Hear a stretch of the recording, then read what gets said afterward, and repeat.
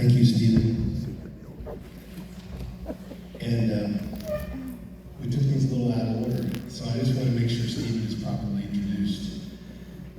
So this is a test for your mind, how it works. I'm Roman, and Stephen Fox, as you can obviously tell, is an architectural historian and a fellow of the Anchorage Foundation of Texas. He's a lecturer at Rice University and the University of Houston. And he's the author of The Architecture of Birdsall P. Briscoe and a contributor to Volume 1 of the Society of Architectural Historians' 2-volume guidebook to the architecture of Texas, the buildings of Texas, Central, South, and Gulf Coast, which includes Palacios. And I'll go between Palacios and Palacios. So he's also a mentor, a friend, the godfather of my daughter, Lucy Valentina, in the back there, and a great speaker. And I alternate between Palacios and Palacios because when my wife and I, in 2019 or so, were looking for houses around here, I was told by a local realtor when I was off the phone with him at the end of the call, he said, "Oh yeah, son, by the way, we don't say it the way you say it. We say it Palacios, like eyelashes." So anyway, I thought that was great. So I'm Roman McAllen. I have some notes. I'm working with technology that's a little hard for me, so give me a second. I don't want to miss what I was going to say.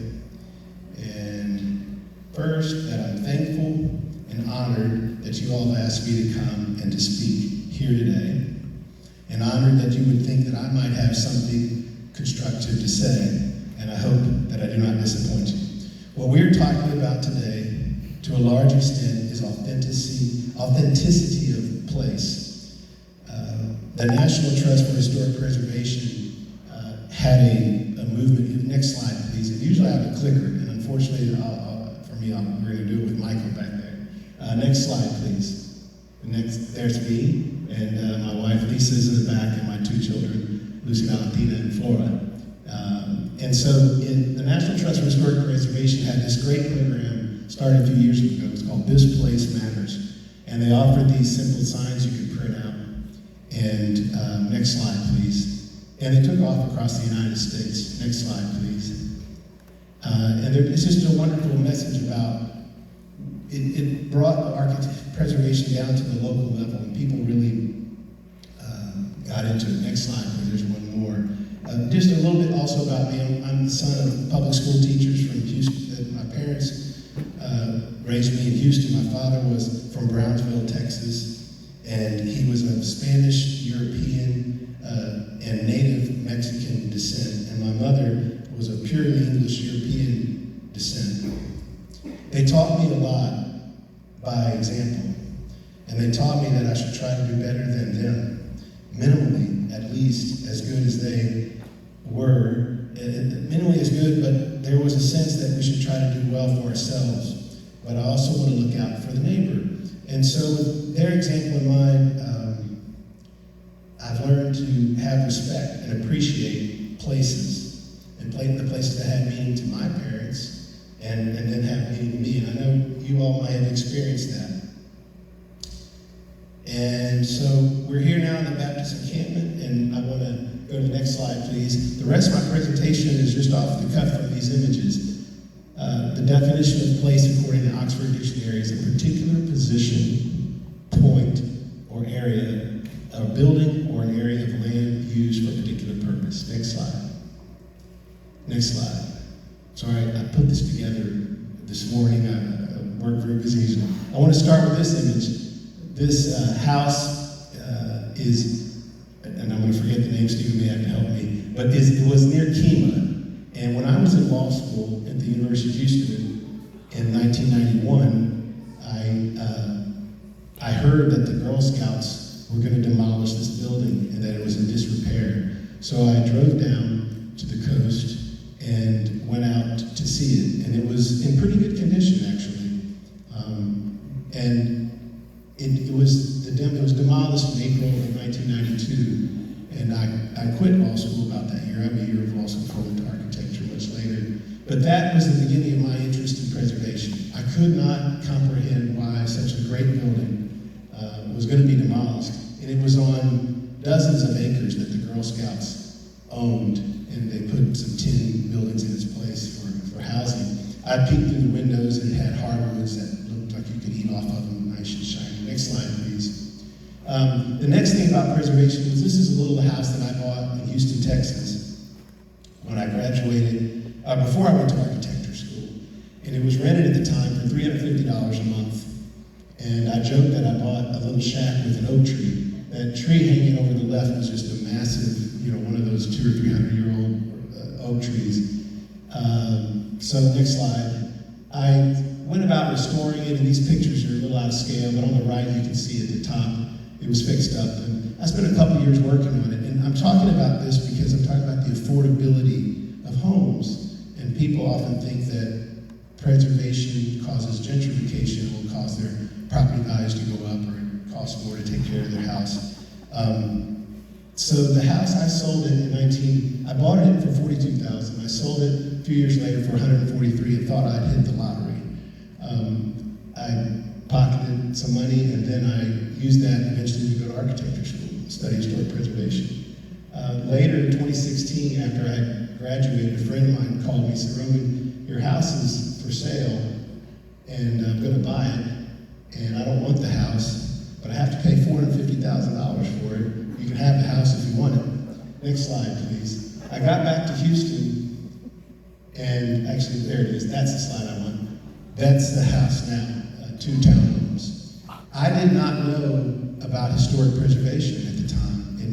At the time I sold that, I didn't realize I could have gone down to the city and asked the city to designate my house a protected landmark, and then it would have been there forever, and would have protected the oak tree, which is struggling to live because they've limped off a lot of limbs off of it. And those homes there's 2 of them, believe it or not, they're about a foot apart, sold for about $750,000 each. And that's cheap these days in Houston. So there's a thing about preservation, and recognize that historic preservation can be used as a tool helps to stabilize and slow down development, which is always going to happen. Next slide, please. So this is a picture in Brownsville. I told you I went to architecture school. Then I graduated and went down to Brownsville. And this is a picture of a building. It's really one building with 3 storefronts. This was an animated slide. It didn't really work very well. So what you're getting is there was a movie shot in the bar, the green wall behind that, and that movie had Sally Fields and help me out there. Anybody know? I don't remember that actors. Burt Reynolds and stuff. So anyway, they shot a film. The next slide, please. That building. What I've kind of done in the last 15 or 16 years is gotten into a lot of trouble to save buildings. And, oh wait, I forgot an important thing. I've got this hat on for a reason. I want to take it off. I have it on because it says Southland Hardware. That's my favorite hardware store in Houston. And preservation is also about local. It's shopping local and taking care of your local businesses. So here in Houston, in Palacios, we have Porter, Hardware, and Parker's, and I'm glad we do. I went to Porter's. I lived at Porter's while I was rehabbing the old place on East Bay Shore. I don't want to take that off now, but that's why I wear it. Next slide, please. What I did here, those are a bunch of maps, Sanborn maps, as Stephen said. These are some city workers. What happened is the city owned this little building that dated to the mid-1800s, and they were letting it decay. Next slide, please. It had fallen into tremendous disrepair. It was in 3 storefronts. And next slide, please. It had holes in the roof. Next slide, please. That's pooling on the roof. Next slide, please. So the planning director at the city of Houston said, he's a young man, Ramiro Gonzalez, and he said, "Roman, I just came to the city manager's office, and he said you can fix that old building." I said, "Great, do you have any money?" And he said, "No, but you can use the city workers." So I knew that the building official for the city didn't like historic buildings. He wanted everything torn down that looked blighted. So I got those city workers you saw in that picture. I met them there one morning with no building permit and started cleaning up the building and cleaning out the inside. And that's just some of the city workers. And next slide. Eventually the building was, next slide, was red tagged and things happened. But what happened is the building official was trying to shut me down, but by then I already had the building looking pretty good. And so I had a meeting in the building. It didn't look like this yet, but I had a meeting in the building with some city council members, and by then everyone had bought into it. And the building officials in the back of the room looking really angry at me because he had told me we should have demolished it. Instead, it got fully restored, and an architecture nonprofit out of Dallas called BC Workshop moved into it. And next slide, they made it do you see a slide there? That's Building Community Workshop, that's their staff, a mixture of architects that are very highly trained. They're like Teach for America. They're young architects who work for a little less money to help out a local community. And that building became a hub for young life. Young people would come by and they were seeing their downtown revitalized, and they were part of the community, and it's done really good. Next slide, please. So how did I get here? Here's my answer. So I had Coleman Coker. Next slide, please. He was an architect that worked with Samuel Maccabee in the Rural Studio, which was in, I want to say, Alabama, Auburn University. And he was one of my professors at UT Austin. Next slide.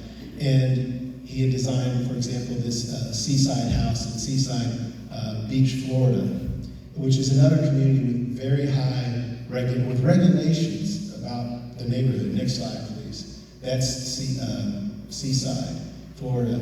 And next slide. But because of him, I had an assignment in Matagorda. And I started driving around here, and I came to Palacios a few times, and that's what got me hooked on it. Then Lisa and I were married, and we moved from Brownsville to Denton, and long story short, we were looking for a house, and we didn't get the one we got, but we found out the one on East Bay Shore. That's how we came here. So now I have a long series of slides about your city that I just grabbed from everywhere I could on the internet. So here we go. This is where we are, right? This is the Texas Baptist encampment. Next slide. And then here's a card. I can imagine Miss Bessie, it's signed by, I can't read that last name, but I like what it says. Dear Bessie, I can tell you how disappointed I was that you didn't come down this summer. So this place was an attraction. That was an angry dad, I think. Next slide, please. Here's the beachfront long ago. I don't know those buildings. Next slide. And I'm just going to go through these. They're sort of grouped together. Here's the encampment again, and here's some action on the encampment, some people, the Buckeye Association. Next slide. And there's the encampment. It looks like we're sitting in a place where there's nothing right now there in that image. Next slide. Next slide. And of course, these are buildings from the main street. Next slide. And some oyster work. Next slide. And next slide. I kept some of those in for the dates. You see them in 1908, 1910. Next slide. Some more people out on a pier. Next slide. This is just a long series. I just want you to kind of think about, all of us to think about the people in these pictures and their dedication to this place.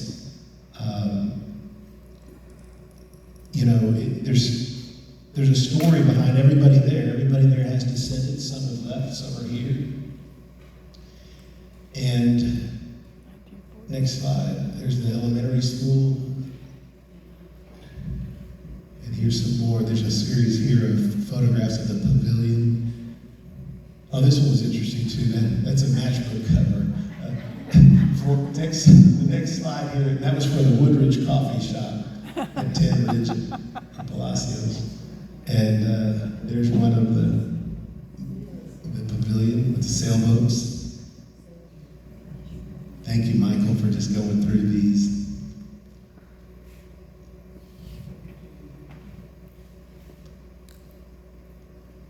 There's a Hurricane 42.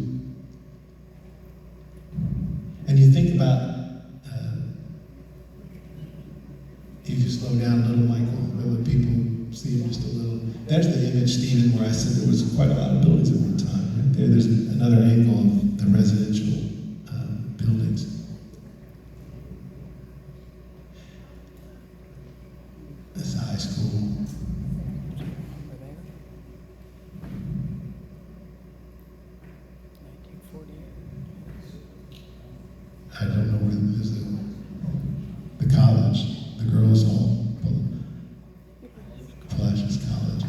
This is the colored school, which has been restored and saved by preservation efforts.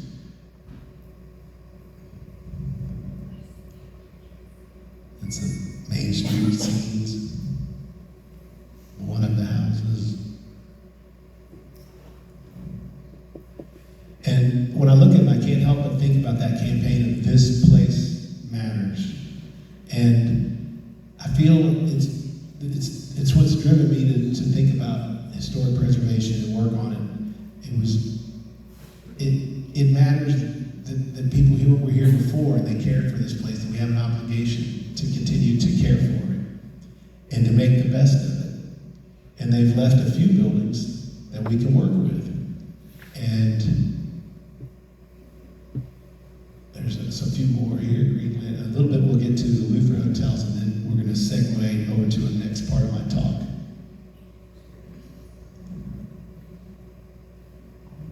There's a Mexican. That's right.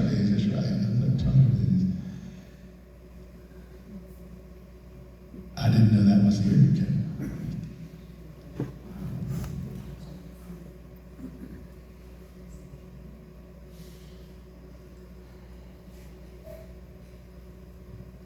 This building is still here, as you see there. I think the next two pictures of it.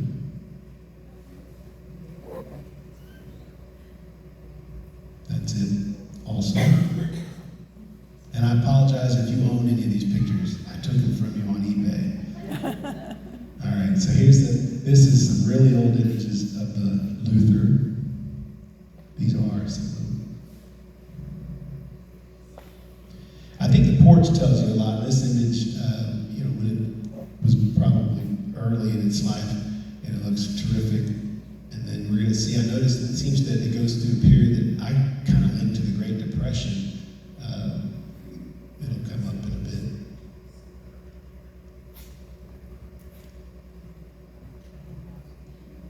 There, like that image, those vehicles, late 1920s, early 30s, and the building in really bad shape. It makes me think that the country was struggling, and we were struggling here. And the next image is also that way. It's a little even later because that porch has fallen off now on the left. And the vehicles in the back are about the same period of time. And then I think Stephen was 1941. Then there's people who were getting out of that period of time and had a few more dollars and shored things up and added the court that was out to the left. And all along, the local media has been here. And I think that's really important.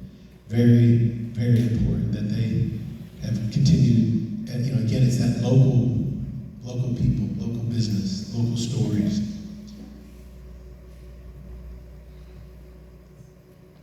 So let's stop with this one. Now we'll bring it a little more forward to the story. So I think the process that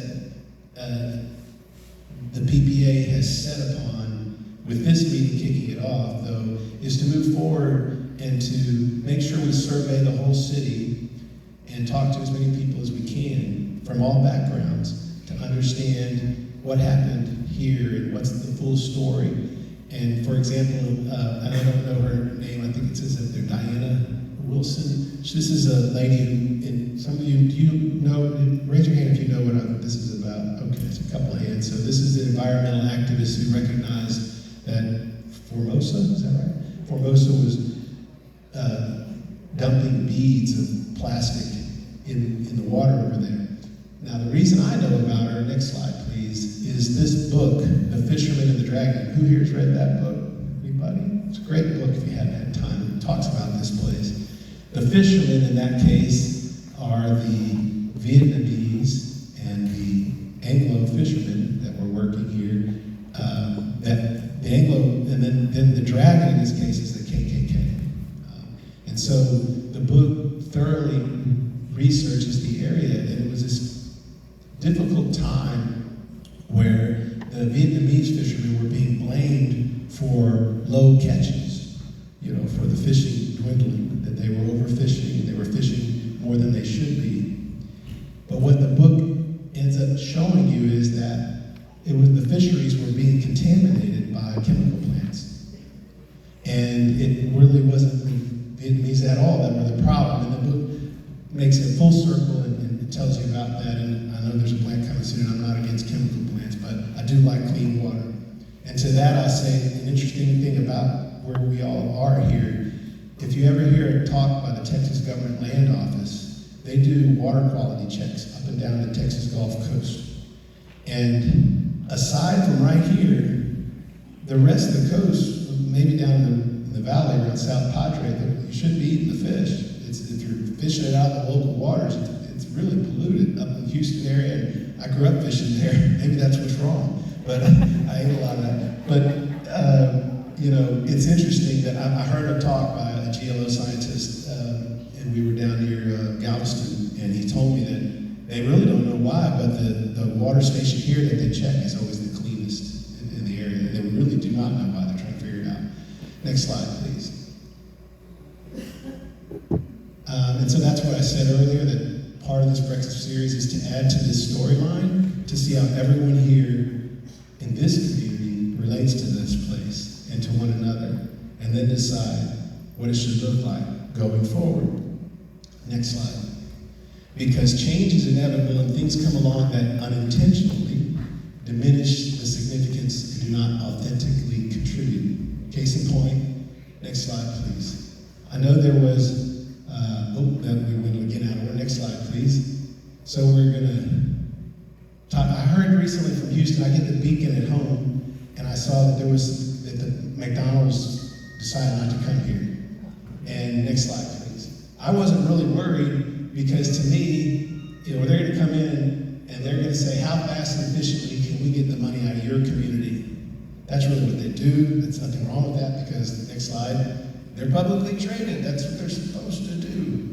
They're not thinking about the local place. Next slide, please. And so when this kicked off about saving the Luther, when somebody at the museum called me and said, Roman, no one knows it, but there's a contract to demolish the Luther. And they told me, and I came down to city council at a public session and said, hey, I'm here to talk about the impending demolition of the Luther.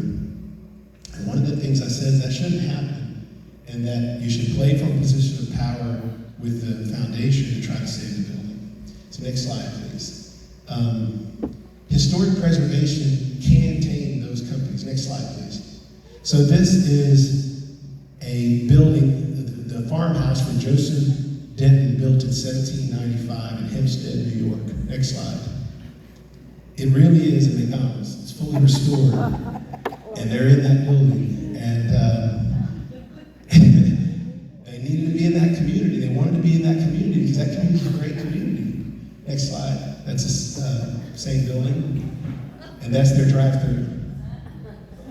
Next slide. This is in Freeport, Maine, and over the door, you can't read it, that says McDonald's. There's a McDonald's in that building. It's the historic courthouse. Next slide.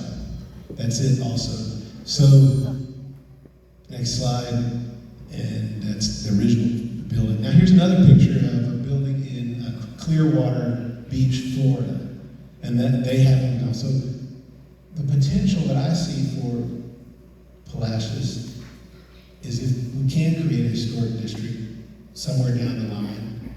And as I've been working for 15 years for 3 different cities, if a city can have design regulations, they can be a historic district. You can take a whole area and have it be that terrible word, regulated. And in doing though, you protect the community, you protect the values, and you protect the place. So that's that McDonald's. And again, I talk about why is it that way? They had to do it that way. They wanted to be there, but the city said, if you're going to come here, you're going to dress nicely. Next slide. And if they don't come, who cares? Next slide, please.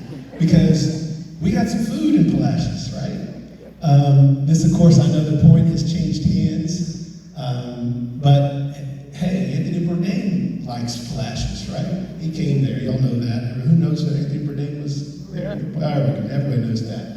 Or how about Chelly's Cafe? I mean, my wife's favorite breakfast is Chelly's Cafe.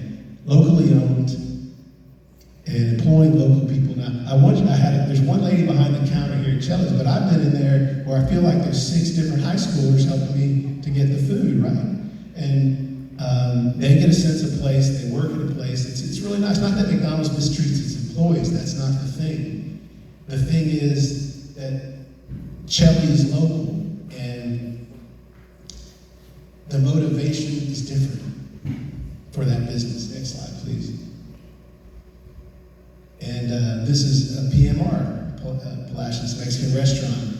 By the way, I fixed these reviews up. They didn't seem accurate, so can you go back, one slide there? You see it's got 5 stars and 10,000 reviews, right? I just couldn't resist it. Make it was a little off before. Next slide, please. Next slide, please. And then the thing about preservation and the reason that Luther had to be saved is people don't tour Texas to see rudimentary places that could be anywhere. And so even Texas Highways covers trans. Next slide. From sleds, there's some guys working behind the counter at trans. It wasn't hard to find these pictures. I just put in restaurants Palacios, and there was a lot to be written about. Next slide. Here's Danny's. Fixed him up too. He's 5 stars and 10,800 reviews. And look, that's lunch right there. Good stuff. And there's Mi Casa. And the Dallas Morning News gave Mi Casa 5 stars. It's good. But really, Mi Casa is funny. When I was working on the house over here, I had the electrician Omedo. Do you know Omedo from Main Street? He did electrical work on our old Bay house that we bought that had been vacant for 20 years or so. And I had just gotten here, and I saw him one day in this van, and I said, Omedo, I want to get some Mexican food. Which restaurant should I go to? And he said, well, do you want good air conditioning or good food? I won't tell you, but he said, he said PMR had better air conditioning. Next slide. So again, local, the Pirate Queen. The next slide. And next slide. What do we got going? Again, I'm just talking about that local thing. People don't go around Texas just thinking, I can't wait to stay there. That's not really, you stay there and you're hoping that the buffet is good in the morning, but that's not why you travel to Texas. Next slide. I just put these in here, and I was supposed to talk about preservation across the state of Texas, and this is all I got to. I just didn't get to it, I apologize. But just think about it. Fort Davis, Texas, is a wonderful little town. It has the Fort Davis National Historic Site, and it has the McDonald Observatory.